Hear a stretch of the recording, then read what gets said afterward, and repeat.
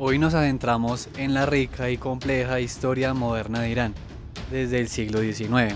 Exploraremos cómo esta nación milenaria, desde las cortes cajares y la ambiciosa modernización pahlaví hasta la radical revolución islámica y los desafíos del Irán contemporáneo, ha navegado entre tradición y cambio.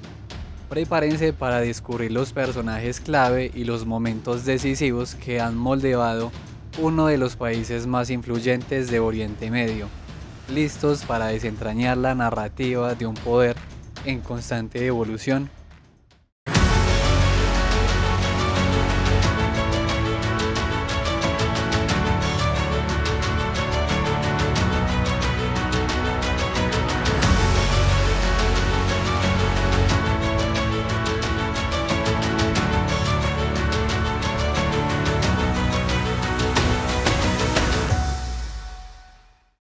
El estado Qajar.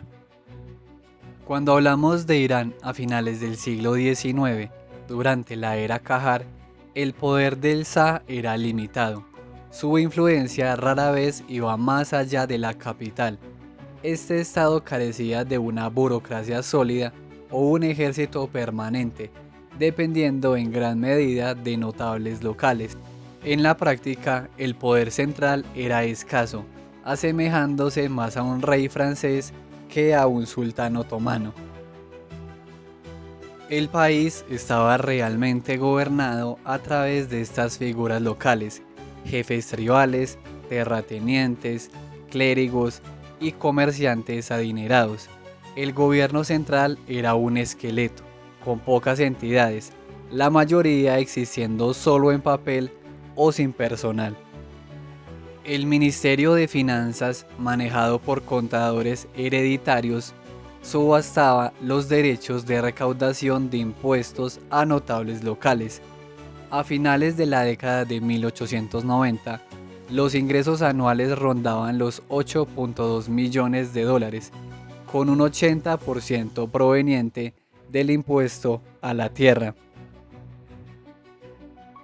El ejército era precario, con apenas 8.000 hombres en el ejército regular, incluyendo la brigada cosaca bajo mando ruso. Las tribus a menudo estaban mejor armadas. La justicia también era descentralizada, con poca presencia del ministerio fuera de Teherán. La mayoría de las decisiones las tomaban autoridades locales y tribales. Las ejecuciones públicas eran una de las pocas formas visibles de exhibir el poder real. Hacia 1900, las figuras más influyentes del gobierno eran miembros de la familia real o ministros de alto rango. La sociedad Qajar era compleja. La élite dominante estaba compuesta por notables y la aristocracia territorial, que obtenían ingresos de la agricultura. Muchos estaban conectados con la corte. Los ulama, los clérigos, gozaban de amplia autoridad espiritual y legal, siendo económicamente independientes del gobierno central gracias a donaciones y al control de los augaf, es decir, las dotaciones religiosas. Los qajares patrocinaban festividades religiosas como el Muharram para consolidar su legitimidad y la unidad nacional. Más del 85% de la población era chiita, pero existían minorías significativas como sunitas, cristianos, judíos y zoroastrianos. La comunidad Bahá'í carecía de estatus legal y era perseguida. Los qajares promovieron un nacionalismo preislámico, patrocinando lecturas del Shahnameh y adoptando el león y el sol como emblema. En la gobernanza local, el Shah designaba líderes, los Qadduas y los Khans, ya respetados por sus comunidades, otorgándoles poder considerable. Las tribus, entidades semiautónomas, representaban el 30% de la población, con poca influencia directa del Shah en sus territorios. Los campesinos constituían más de la mitad de la población trabajando a menudo en tierras de terratenientes ausentes, y sus condiciones empeoraron. La población urbana, menos del 20%, vivía en ciudades divididas en barrios con sus propios líderes y gremios. La clave de la supervivencia de los Cajares, sin un aparato de coerción y administración fuerte, fue su habilidad para explotar sistemáticamente las divisiones sociales. Actuaban como árbitros supremos y grandes manipuladores de las rivalidades, impidiendo que ninguna facción se volviera demasiado poderosa. Esta estrategia de divide y vencerás fue su principal herramienta. Modernización forzada. A principios del siglo XX, Irán enfrentaba una creciente influencia occidental que erosionaba la conexión entre el gobierno Qajar y su pueblo, generando una nueva conciencia. La clase media tradicional, comerciantes y líderes religiosos, empezó a expresar quejas contra un gobierno débil y la injerencia extranjera, fortaleciendo el vínculo entre la mezquita y el bazar. Al mismo tiempo, nuevas ideas occidentales como la Ilustración francesa, la soberanía popular y los derechos inalienables llegaron a Irán, dando origen a una nueva clase intelectual que popularizó términos como democracia y patria. Irán se había convertido en un tablero del gran juego entre Rusia y Gran Bretaña. Derrotas militares humillantes y tratados desfavorables confirmaron esta realidad.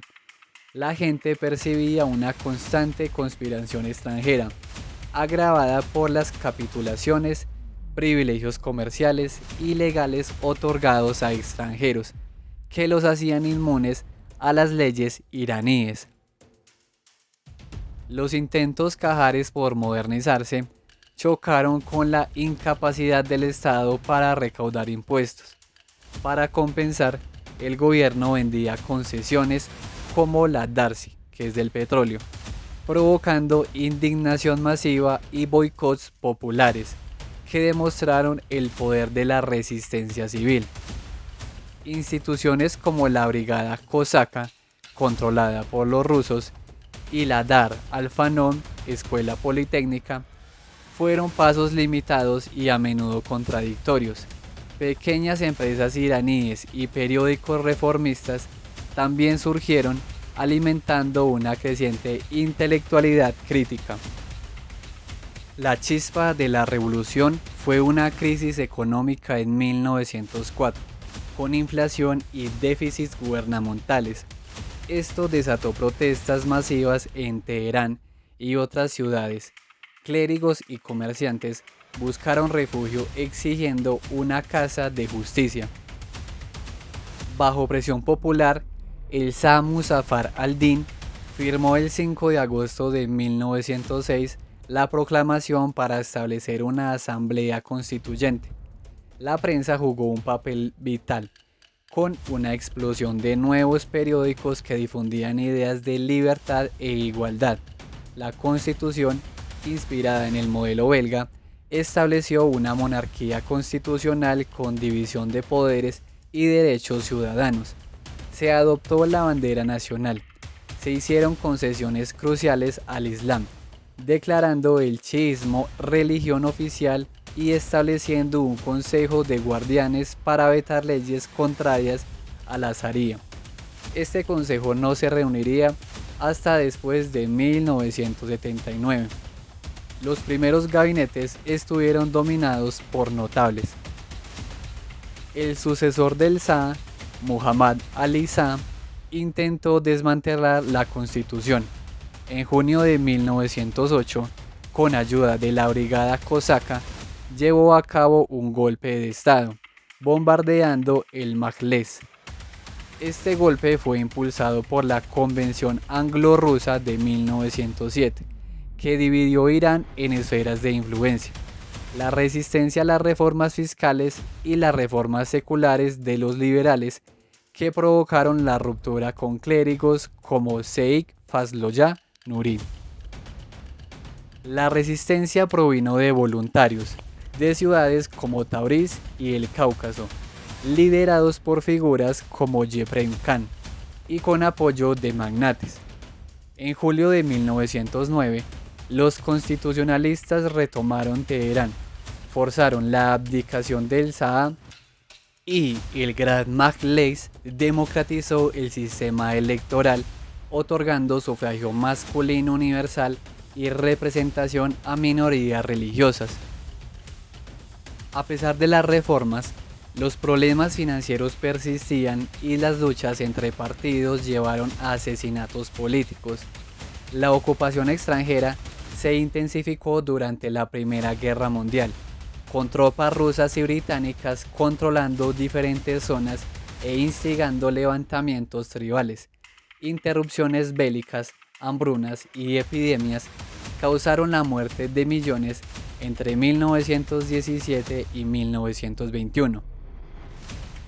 El acuerdo anglo-persa del 19 buscaba integrar a Irán en la órbita británica, pero provocó una reacción nacionalista masiva. Para 1920, Irán era un estado fallido, con provincias controladas por señores de la guerra y rebeldes, generando un clamor por un hombre fuerte que restaurara el orden. Ese hombre a caballo llegó el 21 de febrero de 1921, el general Reza Khan, comandante de la guarnición cosaca en Kazvin, tomó Teherán en un golpe militar. Reza Khan, con apoyo británico, facilitó la retirada británica y firmó un acuerdo con los soviéticos. Rápidamente se convirtió en el poder detrás del trono, asumiendo sucesivamente jefe del ejército, ministro de guerra y primer ministro. En 1925 y 26 se coronó Shah, fundando la dinastía Pahlaví y poniendo fin a la era Qajar. Su reinado se caracterizó por una obsesión con la construcción del Estado, buscando una nación centralizada y unificar su persona con la monarquía, el Estado y la nación, donde la disidencia era considerada traición. Reza Shah cimentó su poder en dos pilares, el ejército y la burocracia, que crecieron exponencialmente. Los ingresos estatales se dispararon gracias a las regalías petroleras y una mejor recaudación de impuestos, destinándose gran parte a las Fuerzas Armadas.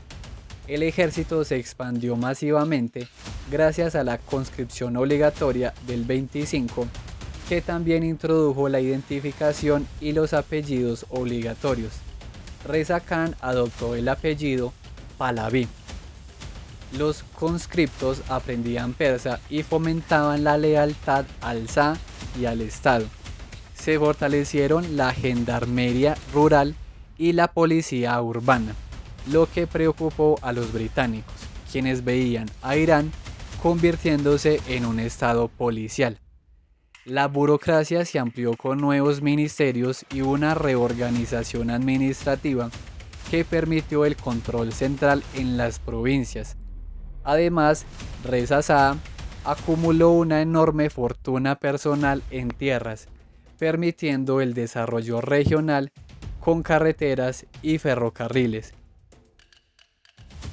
Reza Shah consolidó el control absoluto del sistema político al convertir al Majlis en un órgano sumiso. Él decidía la composición de cada parlamento y eliminó la inmunidad parlamentaria. Los críticos y opositores enfrentaron arrestos, exilios o ejecuciones, creando un clima de miedo. Elegía ministros dóciles y eliminaba a figuras clave que lo habían ayudado, acusándolos de corrupción y llevándolos a la muerte o prisión.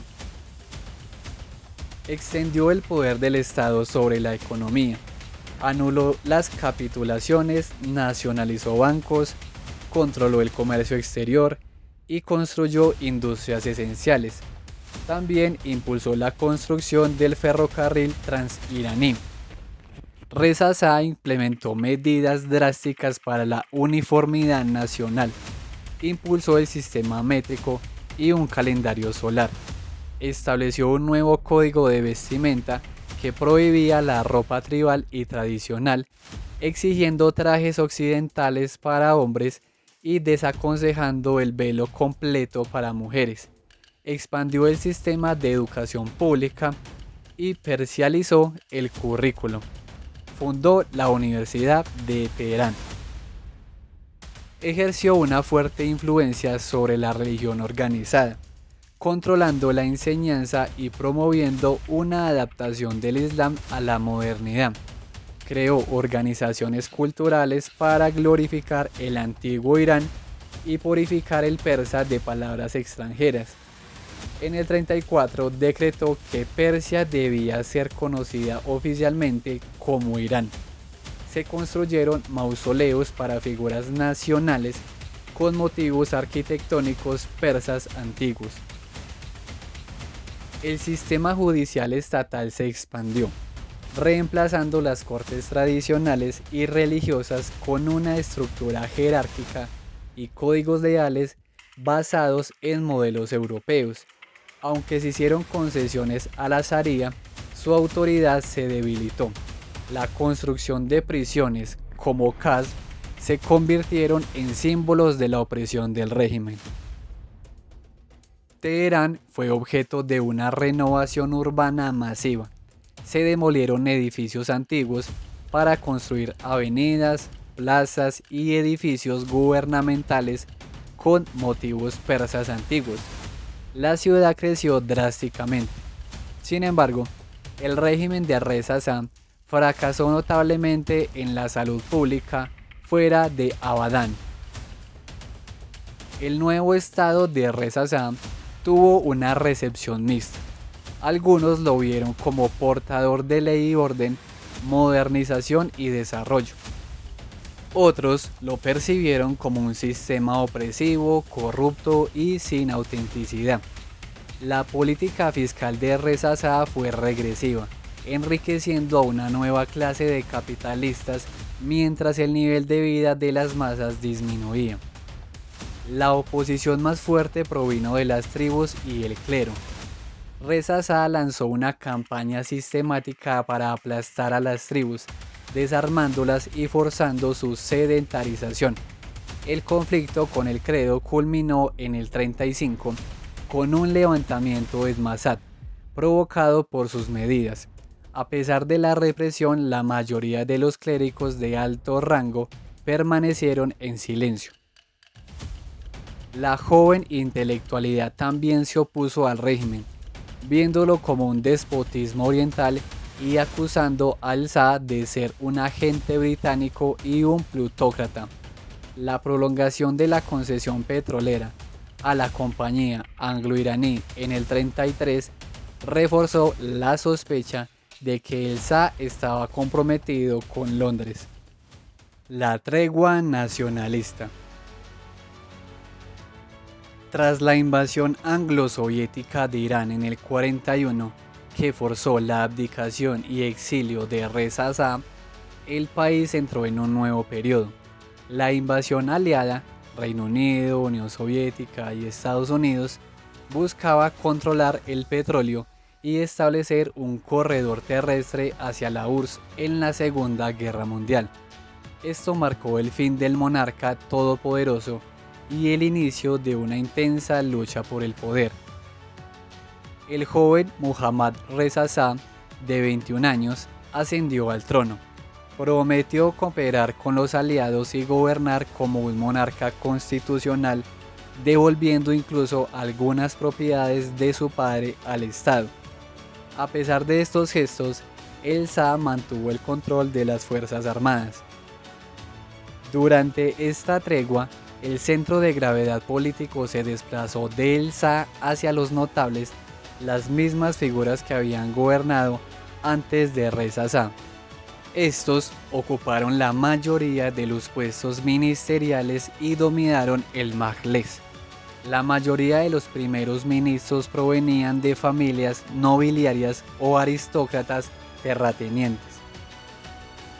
Estos notables controlaban a nivel local, influían en las elecciones y usaban su riqueza para mantener el poder.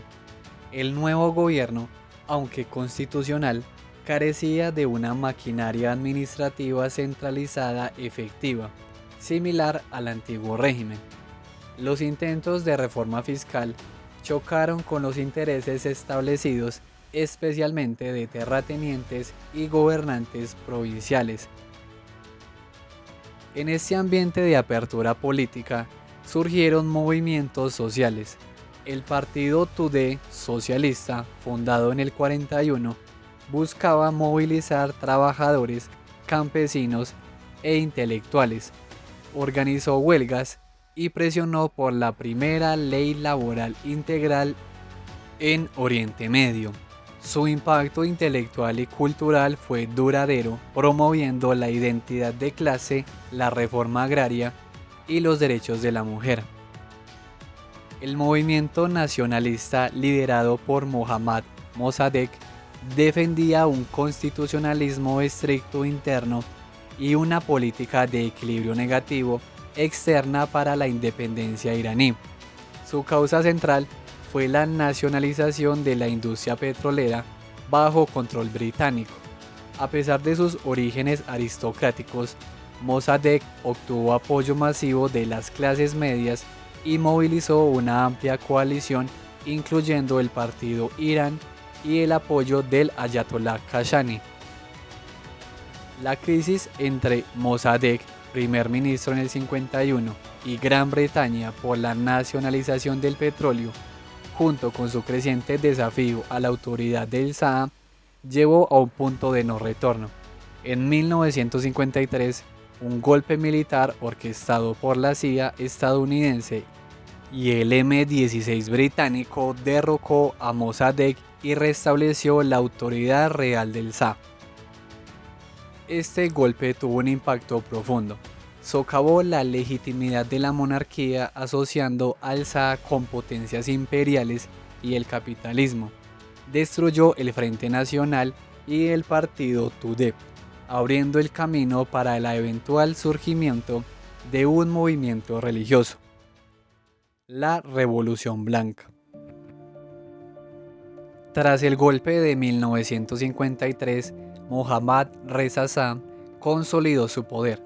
A partir del 63 lanzó un ambicioso programa de reformas, la Revolución Blanca. Su objetivo era modernizar la sociedad iraní y evitar una revolución roja. Para ello, el Shah reactivó la expansión de los tres pilares del Estado Pahlaví: el ejército, la burocracia y un sistema de mecenazgo de la corte. El presupuesto militar y el tamaño de las Fuerzas Armadas crecieron enormemente, convirtiéndose en una de las más grandes del mundo. Además, se estableció la SAVAK, una poderosa agencia de inteligencia y seguridad interna, con ayuda del FBI y el Mossad israelí, que ejerció un control brutal sobre disidentes. La burocracia estatal se expandió significativamente, extendiendo el control central a zonas rurales. El Estado también financió indirectamente numerosas instituciones cuasi gubernamentales. El Shah usó su influencia para colocar a sus leales en el gabinete y el parlamento, e incluso enmendó la constitución para nombrar directamente a los primeros ministros. Los ministros y diputados eran en su mayoría funcionarios jóvenes educados en Occidente y leales al Shah. La pieza central de la Revolución Blanca fue la reforma agraria, que buscaba socavar el poder de los terratenientes y distribuir la tierra.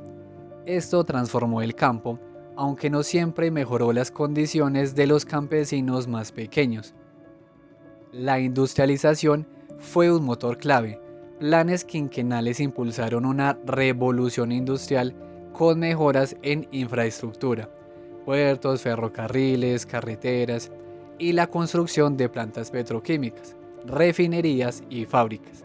Paralelamente, se expandieron los programas sociales, educación aumentando la alfabetización, servicios de salud y reformas en derechos de la mujer, como el voto, cargos electos, restricciones al divorcio y la poligamia masculina.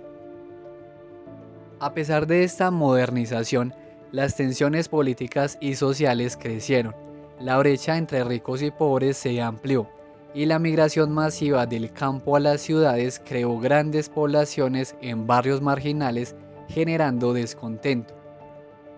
Surgieron nuevas figuras radicales. Ali Zariati, sociólogo, popularizó una interpretación revolucionaria del chiismo, enfatizando la lucha contra la opresión. Por su parte, el ayatolá Ruhollah Khomeini, exiliado desde el 63, desarrolló la teoría de la tutela del jurista, argumentando que los clérigos de alto rango tenían autoridad legítima para gobernar y que la monarquía era pagana. Sus denuncias populares se centraron en las deficiencias del régimen, apelando a los desposeídos. En un intento por controlar la situación, el Shah estableció un estado de partido único en el 75, el partido Rastakhiz, disolviendo todos los partidos y obligando a los ciudadanos a unirse.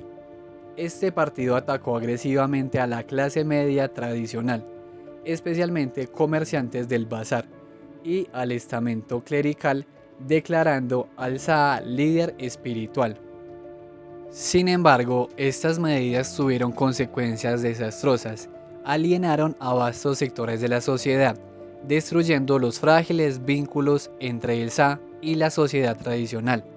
La movilización masiva se convirtió en manipulación, generando insatisfacción generalizada y empujando al clero a la oposición activa, con Khomeini emergiendo como la figura central. El régimen se volvió más débil y aislado. La Revolución Islámica. La Revolución Islámica del 79 y la consolidación del Estado teocrático no fueron resultado de errores de último minuto, sino de presiones acumuladas durante décadas. Muhammad Reza Shah había alienado a casi todos los sectores, promovía una monarquía y un saísmo en una era de republicanismo. Su ascenso al poder, gracias a un golpe orquestado por la CIA y el M-16 contra Mossadegh, le restó legitimidad. Además, se alineó firmemente con Estados Unidos en la Guerra Fría, ignorando el deseado neutralismo iraní y exaltando su comunicación personal con Dios en una era que clamaba por democracia. La Revolución Blanca del Shah tuvo consecuencias inesperadas. Eliminó a la clase terrateniente y apoyaba la monarquía. El fracaso de sus reformas en el campo provocó una migración masiva de campesinos sin tierra a las ciudades, creando enormes poblaciones en barrios marginales que se convirtieron en el ariete de la revolución. La creación del partido Rastakhiz en el 75 fue vista como una declaración de guerra abierta a la clase media tradicional y al clero, empujando incluso al clero apolítico a la oposición activa, con el ayatolá Khomeini como figura central. A pesar de su expansión, el propio Estado se debilitó y sus funcionarios civiles se unieron a la revolución en huelga. En el 77, el Shah, presionado por derechos humanos, relajó los controles policiales, permitiendo el resurgimiento de grupos de oposición.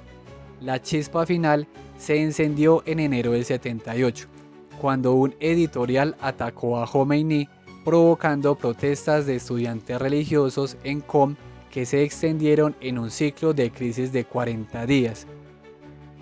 El Viernes Negro, el 8 de septiembre del 78, en la Plaza Jaleh de Teherán, donde las tropas dispararon indiscriminadamente contra los manifestantes, hizo que el abismo entre el Shah y el público fuera insuperable.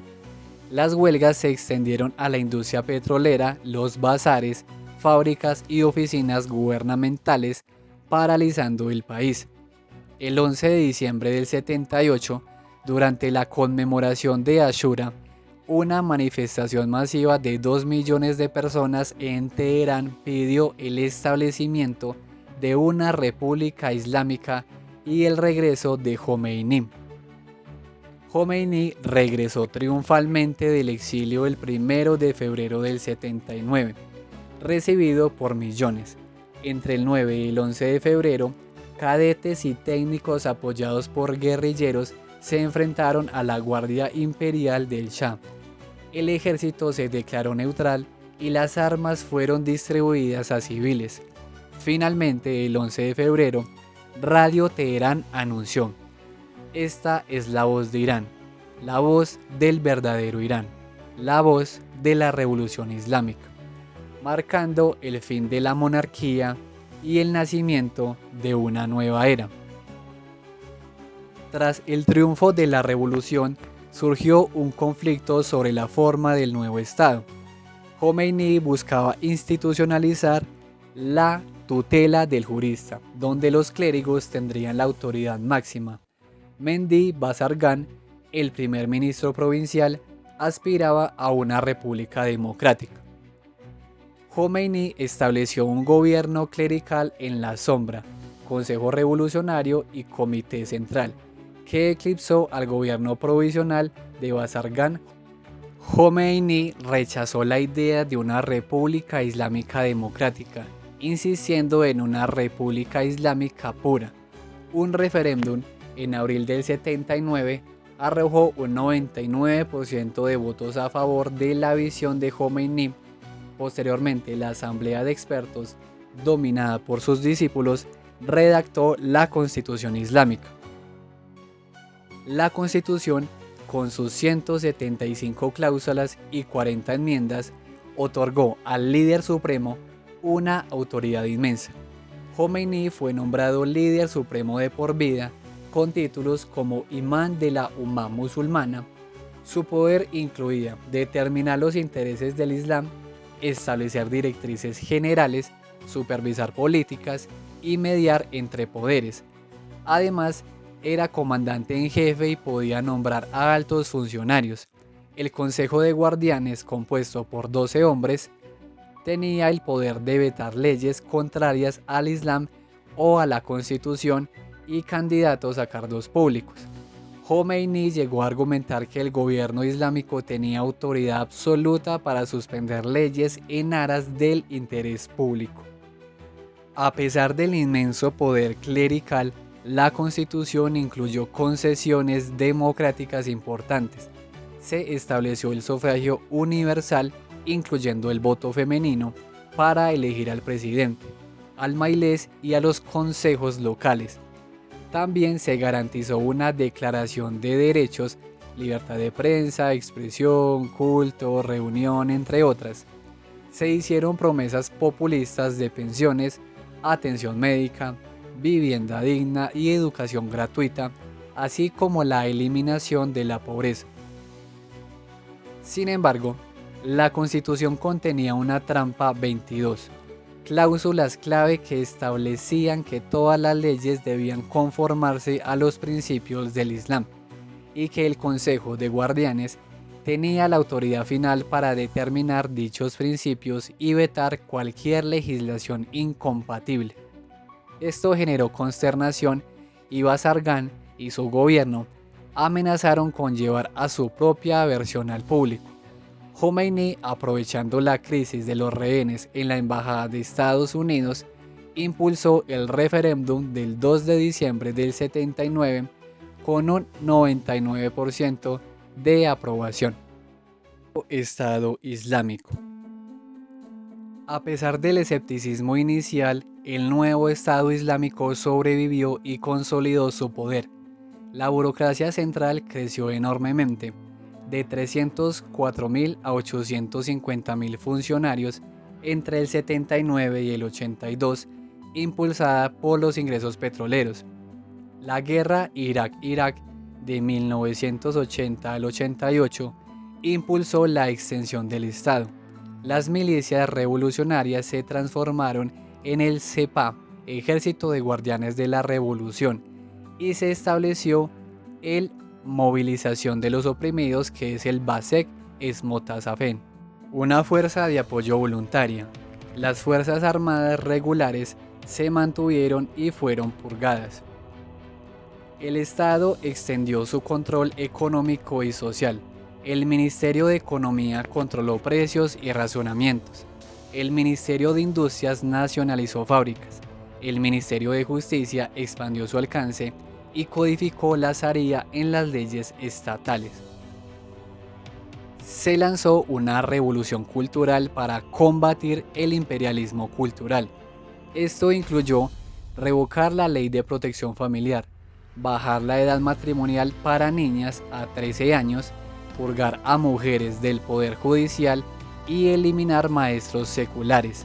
La comunidad bahaí fue perseguida. Se impuso un estricto código islámico de apariencia pública, velos para mujeres, desaconsejos de corbatas para hombres. Se impuso la censura. Se reescribieron libros de texto y se eliminaron referencias a monarcas anteriores e incluso el nombre de Persia fue oficialmente cambiado a Irán. La República Islámica glorificaba al clero y figuras religiosas como precursores de la revolución.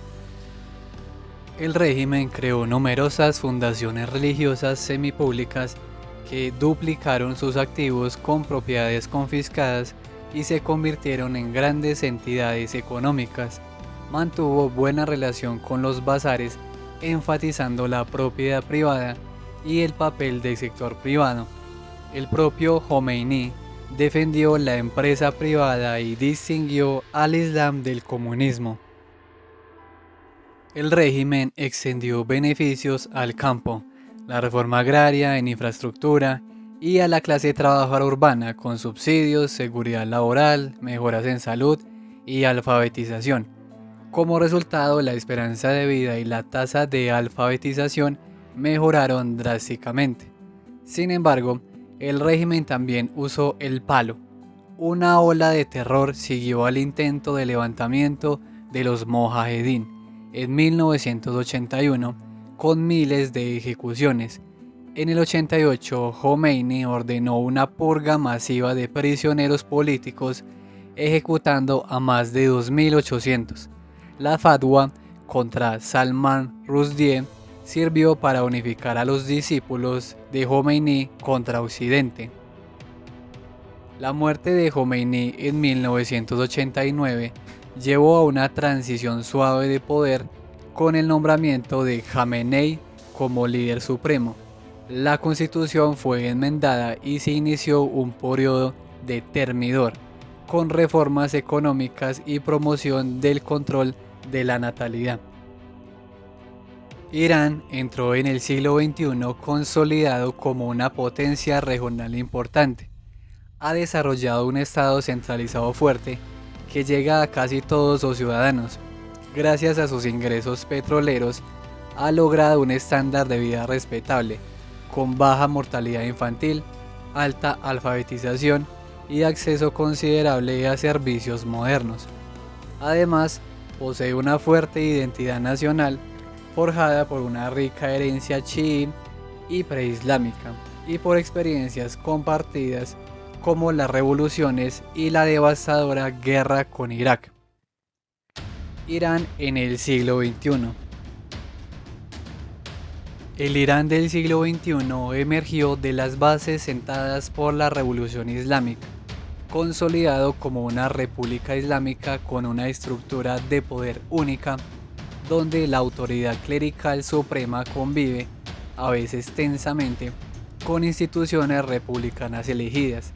Tras la muerte de Jomeini en el 89 y la designación de Ali Jamenei como líder supremo, el país experimentó un periodo de termidor, caracterizado por una relativa apertura económica y social bajo la presidencia de Akbar Hashemi Rafsanjani, con un enfoque en la construcción posguerra y el pragmatismo.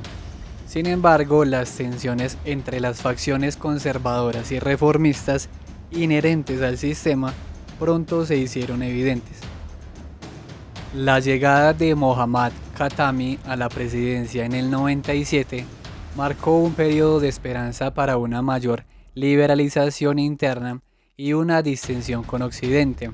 Khatami promovió la sociedad civil, la libertad de prensa y un diálogo de civilizaciones, atrayendo un amplio apoyo popular, especialmente de jóvenes e intelectuales.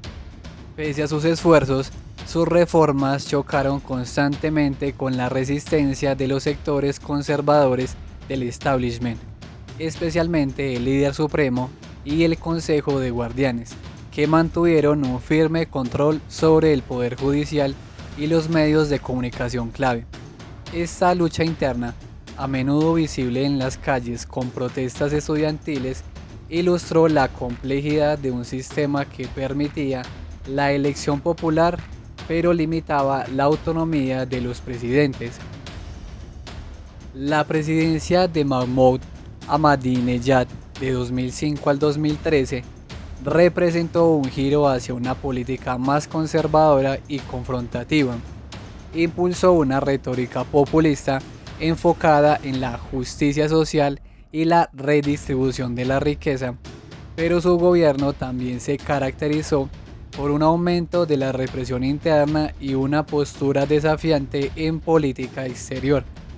Fue durante su mandato cuando el programa nuclear iraní cobró especial prominencia, llevando a una escalada de tensiones con Estados Unidos y Europa y a la imposición de sanciones económicas internacionales sin precedentes. Estas sanciones tuvieron un impacto significativo en la economía iraní, afectando la vida cotidiana de los ciudadanos y generando un creciente descontento. Las elecciones presidenciales de 2009, en las que Ahmadinejad fue reelegido en medio de acusaciones de fraude, desataron masivas protestas conocidas como el Movimiento Verde, que fueron brutalmente reprimidas, evidenciando la fractura entre el Estado y amplios sectores de la población. La elección de Hassan Rouhani en 2013, un clérigo moderado, marcó un retorno a la retórica de la apertura y el compromiso internacional. Su principal logro fue la negociación del Plan de Acción Integral Conjunto, el Acuerdo Nuclear de 2015 con las potencias mundiales. Este acuerdo, que limitaba el programa nuclear iraní a cambio del levantamiento de sanciones, generó un breve periodo de optimismo y una tímida reactivación económica, a pesar de la persistente desconfianza de facciones conservadoras internas y externas. Rouhani también intentó impulsar algunas reformas sociales y económicas, aunque con resultados mixtos debido a la resistencia de los centros de poder más conservadores. A lo largo de este periodo, Irán ha mantenido una activa política regional, proyectando su influencia a través de aliados y proxies en países como Irak, Siria, Líbano y Yemen. Esta estrategia, a menudo percibida como una amenaza por Arabia Saudita e Israel, ha contribuido a la inestabilidad en Oriente Medio y ha sido un factor constante en la compleja dinámica geopolítica de la región. El desarrollo de su capacidad de misiles balísticos y el apoyo a grupos no estatales han sido elementos clave de esta política, consolidando a Irán como una potencia regional con intereses estratégicos definidos. En el ámbito social, el siglo XXI ha visto una sociedad iraní vibrante y joven, con una alta tasa de alfabetización y acceso a la educación, especialmente entre las mujeres. Sin embargo, persisten las tensiones entre las normas islámicas impuestas por el Estado y las aspiraciones de una parte de la población por mayores libertades sociales y políticas. Las redes sociales y la tecnología han jugado un papel cada vez más importante en la movilización social y la expresión de disidencia, a pesar de los intentos del gobierno por controlar el flujo de información. La economía fuertemente dependiente de los ingresos petroleros ha enfrentado desafíos crónicos por el desempleo, especialmente juvenil, la corrupción y la inflación, exacerbados por las sanciones y la gestión interna. El siglo XXI en Irán, por tanto, ha sido un periodo de continuas contradicciones, un Estado que busca legitimidad popular a través de elecciones, pero restringe la disidencia, una nación que anhela el desarrollo económico y la integración global, pero se enfrenta a sanciones y aislamientos, y una sociedad moderna que negocia su identidad entre las tradiciones religiosas y las influencias globales. La resiliencia del sistema y la complejidad de sus dinámicas internas y externas siguen definiendo su camino. Así, la compleja y vibrante historia de Irán, desde el limitado poder Qajar hasta la consolidación de la República Islámica en el siglo XXI, nos demuestra una nación con una profunda resiliencia y una constante redefinición de su identidad. Su influencia regional y su búsqueda de autonomía continúan siendo fuerzas poderosas en el panorama global, llevando su narrativa hasta los titulares de hoy, donde vemos tensiones significativas como las recientes entre Israel e Irán. Un claro recordatorio de que su relato está en constante evolución y sigue siendo un punto central en la geopolítica mundial. ¿Cómo crees que terminará el conflicto reciente? Los leo en los comentarios y nos vemos en una próxima.